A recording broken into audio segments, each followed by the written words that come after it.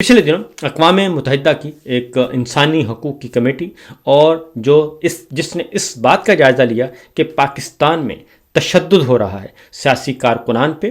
اور صحافیوں پہ اور میڈیا پرسنز پہ اور ساتھ ہی ساتھ جو انسانی حقوق کے لیے کام کرتے ہیں ان پہ شہریوں پہ تشدد کیا جا رہا ہے، اور اس میں ریاستی اور حکومتی جبر بھی شامل ہے، اور وہی ریاستی تشدد کا شکار بہت سارے لوگ ہو رہے ہیں۔ اور انسداد تشدد کمیٹی اس کو کہتے ہیں، یہ اقوام متحدہ کی جنیوا میں باقاعدہ طور پر ہیئرنگ ہوئی، اور اس میں حکومت پاکستان کی طرف سے شہباز کابینہ کے ایک رکن جو ہیں وہ بیرسٹر عقیل وہ بھی آئے، اور انہوں نے مقدمہ پیش کیا، باقاعدہ طور پہ سماعت ہوئی اور انہوں نے مقدمہ پیش کیا پاکستان کا، اور حکومت پاکستان کا انہوں نے دفاع کیا۔ دوسری جانب کچھ NGOs بھی آئی ہوئی تھیں اور ان کو پہلے سے مینج کیا ہوا تھا، انہوں نے بھی پاکستان کے حقیقی مسائل وہاں پہ نہیں رکھے، لیکن وہاں پہ ایک اور تنظیم ایسی تھی اور اس کا نام تھا فیڈرل اینڈ جسٹس پروجیکٹ۔ یہ ان کے ارکان پہنچ گئے، اور وہ جب PW کی یہ ذیلی تنظیم ہے، انسانی حقوق کے لیے کام کرتی ہے اور خاص طور پہ پاکستان کو فوکس کیا ہوا ہے، وہ پہنچی اور ان کے اراکین نے وہاں پہ صحیح تصویر پیش کی اور موقف پیش کیا کہ پاکستان میں ایکچوئل ہو کیا رہا ہے، عدلیہ کے ساتھ کیا کیا جا رہا ہے، ججز کے ساتھ کیا کیا جا رہا ہے، میڈیا پرسنز کے ساتھ کیا کیا جا رہا ہے، سیاسی کارکنان اور سیاسی رہنماؤں کے ساتھ کیا کیا جا رہا ہے، اور خاص طور پہ عمران خان، بشرا بی بی، اور وہاں پہ جیلوں میں قید خواتین ایمان مزاری، صنم جاوید، فلک جاوید، عالیہ حمزہ، ڈاکٹر یاسمین راشد، ماہرنگ بلوچ، اور اس طرح سے بے شمار لوگ جو جبری گمشدگیوں کا شکار ہیں، جبری طور پر لاپتہ کیے جا رہے ہیں، ان سب کا وہاں پہ تذکرہ کیا، نہ صرف تذکرہ کیا بلکہ ثبوت پیش کیے۔ اور اس کے بعد یہ تقریباً 2 دن یہ ہیئرنگ جاری رہی، اور حکومت پاکستان کی کابینہ کے رکن کو پورا موقع دیا گیا اور ان سے جواب طلبی کی گئی، اور ان باتوں کا انہوں نے کہا کہ یہ جواب دیں، آپ کے خلاف یہ چارج شیٹ ہے، اور خاص طور پہ اس میں عمران خان کی آنکھ کا ضائع ہونا، بشرا بی بی کی آنکھ کا ضائع ہونا، اور جیلوں میں جو قید ہیں ان کے ساتھ جو سلوک کیا جا رہا ہے، اور خاص طور پہ فوجی عدالتوں سے سزا یافتہ غیر قانونی غیر آئینی طور پر جو سزائیں سنائی گئیں سویلینز کو، اور ان کے ساتھ جو جیلوں میں سلوک کیا جا رہا ہے ان کا خاص طور پہ وہاں پہ تذکرہ کیا گیا، اور اس کمیٹی نے ایک مفصل رپورٹ بھی وہاں پہ سبمٹ کی۔ اس کا رزلٹ آ گیا ہے، اور اس کا رزلٹ کمیٹی نے اپنی ریکمنڈیشنز پبلک کر دی ہیں اور سفارشات کی ہیں، اور اس میں حکومت پاکستان کے لیے اور خاص طور پہ ہمارے فیلڈ مارشل کے لیے اور شہباز شریف صاحب کے لیے، دونوں کے لیے ہی مسائل ہیں۔ اس کمیٹی میں یہ کہا گیا ہے کہ انسانی حقوق کے جو محافظین ہیں، جو کام کرتے ہیں، صحافی ہیں، وکلا ہیں، سیاسی مخالفین ہیں، سول سوسائٹی کے کارکنان ہیں، ان سب کے خلاف جو ہے وہ پاکستان میں حالات اس وقت بدتر ہیں، اور کمیٹی ان رپورٹس پر تشویش کا اظہار کرتی ہے جن کے مطابق انسانی حقوق کے مخالفین، سول سوسائٹی کے کارکنان، صحافی، وکلا، سیاسی مخالفین اور سیاسی کارکنان جو کہ مظاہرہ کرتے ہیں اپنی شہری اور جمہوری آزادیوں کے لیے، اور حکومت کے دیگر ناقدین نیز ان کے خاندان کے افراد تشدد اور بدسلوکی سمیت انتقامی کارروائیوں کا نشانہ بنائے گئے ہیں۔ یہ اقوام متحدہ میں یہ رپورٹ سبمٹ ہوئی اور انہوں نے اس کو ایڈمٹ کر لیا ہے، اور ان کارروائیوں میں دھمکیاں، ہراسانی، جسمانی حملے، طاقت کا حد سے زیادہ استعمال، منمانی گرفتاریاں اور حراست، چھوٹے اور سیاسی بنیادوں پر قائم مقدمات بشمول فوجی عدالتوں میں مقدمات، جبری گمشدگیاں اور ماورائے عدالت ہلاکتیں شامل ہیں۔ ماورائے عدالت ہلاکتیں بھی شامل ہیں، اور کمیٹی کو اس بات پر بھی تشویش ہے کہ ریاست کی جانب سے ایسے افراد کو ضروری تحفظ فراہم کرنے، فوری، مؤثر اور غیر جانبدار تحقیقات کرنے اور ذمہ داران کو مناسب سزا دینے کی کوششیں بھی ناکافی ہیں، یعنی جو ذمہ داران ہیں ان کو سزائیں بھی نہیں دی جا رہی، اور کمیٹی خاص طور پر سابق وزیر اعظم عمران خان اور ادریس خٹک کی صورتحال پر تشویش کا اظہار کرتی ہے، کیونکہ ادریس خٹک کی فیملی بھی پہنچی ہوئی تھی اور جن کی منمانی حراست کی تصدیق ہو چکی ہے، یعنی عمران خان اور ادریس خٹک کو زبردستی غیر قانونی طور پہ جبری طور پہ قید تنہائی کا شکار کیا ہوا ہے اور غیر انسانی سلوک کیا جا رہا ہے اور ان پر تشدد کیا جا رہا ہے۔ اور اس کے بعد انہوں نے کہا کہ فوری طور پر پاکستان کو کیا چاہیے، حکومت کو کیا کرنا چاہیے، فوری طور پر ایسے اقدامات کرے جن سے یہ یقینی بنایا جا سکے کہ انسانی حقوق کے محافظین، سول سوسائٹی کے کارکنان، صحافی، وکلا، سیاسی مخالفین، مظاہرین اور حکومت کے ناقدین نیز ان کے اہل خانہ تشدد، بدسلوکی اور دیگر انتظامی کارروائیوں جیسے دھمکیوں، ہراسانی، جسمانی حملوں، طاقت کے بے جا استعمال، منمانی گرفتاری، حراست، ناجائز مقدمات، جبری گمشدگی اور ماورائے عدالت قتل سے محفوظ رہیں۔ یہ ان کو کہا گیا ہے کہ آپ نے جو اپنا موقف پیش کیا وہ درست نہیں. حکومت پاکستان کا موقف مسترد کرتے ہوئے انہوں نے کہا کہ آپ یہ کام کریں. اور اس کے بعد یہ بھی کہا گیا کہ ان کے خلاف ہونے والی تمام انسانی حقوق کی خلاف ورزیوں کی مکمل تحقیقات کی جائیں اور ذمہ داران کو انصاف کے کٹہرے میں لایا جائے اور متاثرین یا ان کے خاندانوں کو مؤثر انصاف فراہم کیا جائے. یہ اقوام متحدہ حکومت پاکستان کو حکم دے رہی ہے. اور اس کے بعد یہ باقاعدہ 2 دن ہیئرنگ ہوئی تھی جنیوا میں. ان تمام افراد کے حالات کا جائزہ لیا جائے جنہیں مبینہ طور پر سیاسی بنیادوں پر یا اپنے کام کے بدلے میں گرفتار یا قید کیا گیا ہے، اور جن میں سابق وزیر اعظم عمران خان اور ان کی اہلیہ بشرا بی بی، ادریس خٹک، علی وزیر، مہرنگ بلوچ شامل ہیں. اور یقینی بنایا جائے کہ دوران حراست انہیں مناسب طبی سہولیات بھی میسر کی جائیں. اور اس کے بعد صحافیوں اور میڈیا پروفیشنلز کے تحفظ کے ایکٹ 2021 کے دائرہ کار کو بڑھانے پر غور کیا جائے تاکہ ان انسانی حقوق کے محافظین کو بھی شامل کیا جا سکے جو میڈیا سے وابستہ نہیں ہیں. اور نیز یہ کہ ایک ایسا نظام قائم کیا جائے جس کے تحت کمیشن برائے تحفظ صحافیان و میڈیا پروفیشنلز کو موصول ہونے والی درست شکایات کو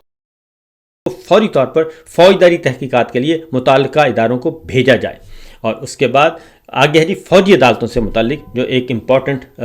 آیا ہے وہ ہے کہ یہ پیراگراف ہے 34. کمیٹی کو اس بات پر تشویش ہے کہ پاکستان آرمی ایکٹ 1952 استعمال کرتے ہوئے شہریوں کے خلاف فوجی عدالتوں میں مقدمات چلائے جا رہے ہیں، اور یہ کہ فوجی عدالتوں میں مقدمہ بھگتنے والے شہریوں کو وہی مناسب قانونی تقاضوں ڈیو پروسیس کی ضمانتیں حاصل نہیں ہوئیں، یعنی ان کا جو فری ٹرائل نہیں ہوا، ان کو فیئر ٹرائل نہیں ملا. اور جو سویلین عدالتیں نظام میں فراہم کی جاتی ہیں، یعنی کہ جو سول عدالتوں میں ملزمان کو جو حفاظت ہے، جو تحفظ حاصل ہے اور جو فری اینڈ فیئر ٹرائل آئین کا بھی حکم ہے، وہ فوجی عدالتوں میں میسر نہیں تھا جنہیں سزا سنائی گئی. اور اس کے بعد آگے جا کے یہ بھی کہا گیا ہے کہ فوجی عدالتوں کی جانب سے سزا سنانے کی شرح بہت زیادہ ہے کیونکہ کسی کو چھوڑا ہی نہیں گیا. وہ میں دیکھ رہا تھا کہ گجرانوالہ کے 51 خاندان جو ہیں، گجرانوالہ کے 51 خاندانوں کی درد بھری داستان 9 مئی کی آڑ میں ان کے ساتھ کیا نہیں کیا گیا. اور ہر ماں، ہر بہن، ہر بیٹا، ہر بھائی، ہر خاوند اور ہر والد، ہر والدہ جو ہے وہ دعائیاں دے رہی ہے. اور میں کہوں گا کہ field marshal general Asim Munir صاحب، آپ نے بھی اللہ کے حضور پیش ہونا ہے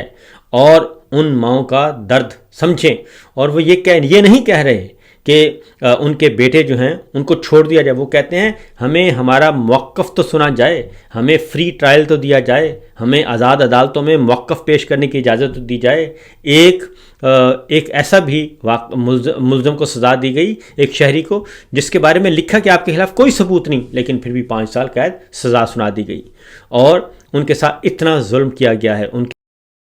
کے گھر اجڑ گئے، ان کے بچے بنیادی سہولتوں سے محروم ہو گئے اور مقروض ہو گئے ہیں، ان کے گھر بک گئے ہیں، ان کے کاروبار تباہ ہو گئے ہیں. یہ سب کچھ ہو رہا ہے. تو یہ اسی کا ایک شاخسانہ ہے جو اقوام متحدہ کی رپورٹ میں اس کا موجود ہے جی. سارے کا سارا کچا چھٹا وہاں کھل گیا ہے. اور انہوں نے کہا ہے کہ جی کہ کمیٹی کو ان اطلاعات پر بھی تشویش ہے کہ جو ظاہر کرتی ہیں کہ فوجی عدالتوں کی جانب سے سزا سنانے کی شرح بہت زیادہ ہے. اکتوبر 2023 میں سپریم کورٹ کے اس فیصلے کا نوٹس لیتے ہوئے، یہ 2023 غلطی سے لکھا گیا، 2024 ہے، کہ اس فیصلے کا نوٹس لیتے ہوئے جس میں شہریوں کے فوجی ٹرائل کو غیر آئینی اور بین الاقوامی انسانی حقوق کے معیارات کے خلاف قرار دیا گیا، کمیٹی کو افسوس ہے کہ اس فیصلے کو معطل کر دیا گیا. یہ یعنی کہ جسٹس عمر عطا بندیال صاحب کے زمانے میں جسٹس اعجاز الاحسن صاحب، جسٹس منیب اختر صاحب، جسٹس منصور علی شاہ صاحب اور جسٹس عطر من اللہ صاحب، اس عدلیہ نے ایک فیصلہ دیا تھا کہ فوجی عدالتوں میں سیولین شہریوں کا ٹرائل غیر آئینی، غیر قانونی ہے. تو اس کے بارے میں یہ لکھا ہے کہ اس کے بعد پھر بنائی گئی ایک سو کالڈ وفاقی غیر آئینی عدالت، جسٹس امین صاحب کے حوالے سب کچھ کر دیا گیا اور اس میں پک اینڈ چوز کیا گیا 26ویں 27ویں غیر آئینی عدالت ترمیم کے ذریعے سے. اس کا ذکر ہے کہ وہ جو انہوں نے غیر آئینی عدالت نے یہ کام کیا ہے اور اس سپریم کورٹ کے فیصلے کو معطل کر دیا اور ڈسمس کر دیا اس پہ اقوام متحدہ کی کمیٹی نے کہا کہ ہمیں تشویش ہے کہ وہ فیصلہ کیوں تبدیل کیا گیا، اور کمیٹی کو افسوس ہے کہ اس فیصلے کو معطل کر دیا گیا۔ مزید یہ کہ کمیٹی کو اس بات پر بھی تشویش ہے کہ جن شہریوں کے مقدمات ابھی فوجی عدالتوں میں زیر سماعت ہیں، ممکن ہے انہیں اس وقت تک رہا نہ کیا جائے جب تک سپریم کورٹ کوئی حتمی حکم جاری نہ کرے۔ اور مزید برآں کمیٹی کو اس بات پر بھی تشویش ہے کہ فوجی انصاف کے نظام کو ان فوجی اہلکاروں پر خصوصی اختیارات حاصل ہے جن پر شہریوں کے خلاف تشدد اور اسی نوعیت کے دیگر جرائم کے الزامات ہیں۔ اور پیراگراف 35 میں کہا گیا ہے، ریاستی فریق کو چاہیے کہ وہ پاکستان آرمی ایکٹ 1952 کا اثر نو جائزہ لے تاکہ اس بات کو یقینی بنایا جا سکے کہ فوجی عدالتوں کو شہریوں پر اختیار استعمال کرنے سے روکا جائے، اور مزید یہ کہ اسے ضروری اقدامات کرنے چاہیے، ایسے ضروری اقدامات کرنے چاہیے تاکہ یہ یقینی بنایا جا سکے کہ فوجی اہلکاروں پر شہریوں کے خلاف تشدد اور اسی نوعیت کے دیگر جرائم کے مقدمات سویلین عدالتوں میں چلائے جائیں۔ اور یہ خاص طور پر ہی کہا گیا ہے، اس کا میں آپ کو بتا دوں کہ اس میں جو سب سے خطرناک بات ہے اس میں یہ کہتے ہیں کہ ایک تو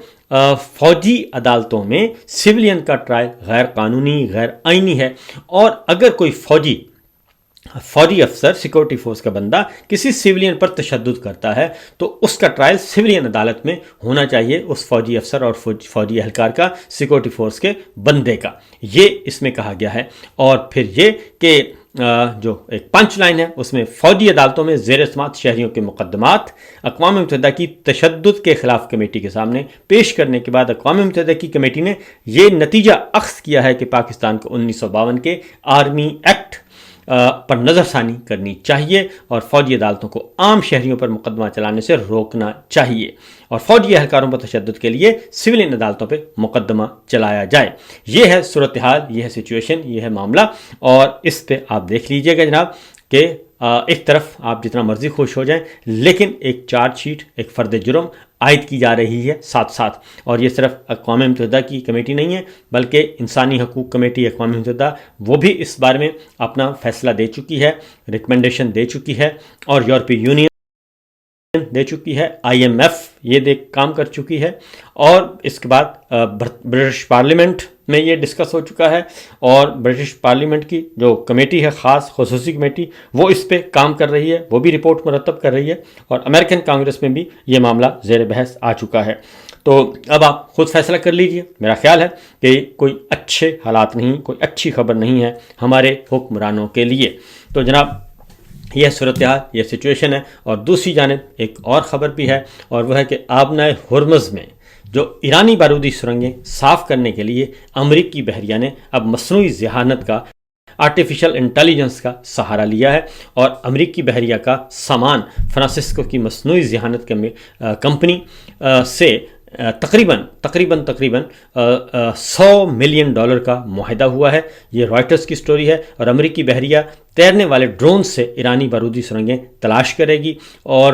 ڈومینو سے پہلے AI ڈرونز کو نئی قسم کی بارودی سرنگ پہچاننا سکھانے میں 6 ماہ لگتے تھے، اور ڈومینو کی ٹیکنالوجی سے یہ کام چند دنوں میں ہو جائے گا۔